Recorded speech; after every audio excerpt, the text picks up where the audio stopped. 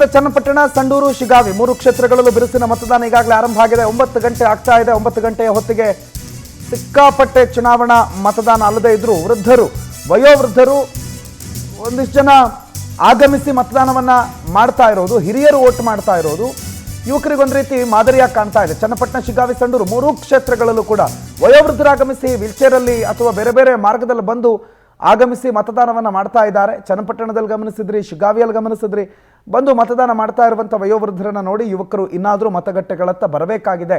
ಶಿಗಾವಿಯಲ್ಲಿ ನೋಡಿ ನಡೆಯೋದಕ್ಕಾಗೋದಿಲ್ಲ, ಅವ್ರಿಗೆ ನಡೀತಾರೆ, ಭಾಳ ಕಷ್ಟಪಟ್ಟು ನಡೆಯುವಂಥ ಪರಿಸ್ಥಿತಿ, ನಿಂತುಕೊಳ್ಳೋದಕ್ಕಾಗೋದಿಲ್ಲ. ಆದರೆ ಬಂದು ಮತದಾನದ ಪ್ರಕ್ರಿಯೆಯಲ್ಲಿ ಅವರು ಭಾಗಿಯಾಗಿದ್ದಾರೆ.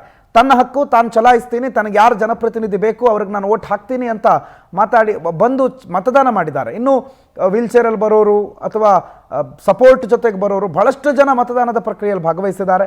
ಅವರೆಲ್ಲರೂ ಕೂಡ ನಮಗೆ ಆದರ್ಶವಾಗಿ ನಿಲ್ತಾರೆ. ಮತದಾನ ಎಷ್ಟು ಇಂಪಾರ್ಟೆಂಟು, ಮತ ಪ್ರಮಾಣ ಎಷ್ಟು ಇಂಪಾರ್ಟೆಂಟು, ನನ್ನ ಪ್ರತಿ ವೋಟ್ ಎಷ್ಟು ಇಂಪಾರ್ಟೆಂಟು ಅನ್ನೋದನ್ನು ಸಾರಿ ಸಾರಿ ಹೇಳ್ತಾ ಇದೆ ಎಲ್ಲ ದೃಶ್ಯಗಳು.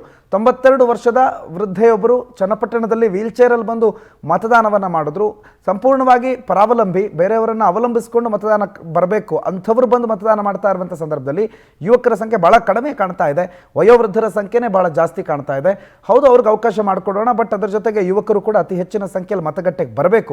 ಸುಮ್ಮನೆ ಸೋಷಿಯಲ್ ಮೀಡಿಯಾದಲ್ಲಿ ಬರೆಯೋದು, ಅವ್ರು ಹಾಗೆ ಮಾಡಿಲ್ಲ ಹೀಗೆ ಮಾಡಿಲ್ಲ, ಅಥವಾ ಚುನಾವಣಾ ಪ್ರಚಾರದಲ್ಲಿ ಮೊಬೈಲ್ ಹಿಡ್ಕೊಂಡು ಕಿರ್ಚೋದು, ಮತ್ತೊಂದು ಭಾಷಣ ಮಾಡೋದು ಅಷ್ಟೇ ಅಲ್ಲ, ಮತದಾನದಲ್ಲಿ ಭಾಗವಹಿಸಿದಾಗ ಮಾತ್ರ ಈ ಪ್ರಜಾಪ್ರಭುತ್ವದ ನಿಜವಾದ ಹಬ್ಬಕ್ಕೆ ಅವಕಾಶ.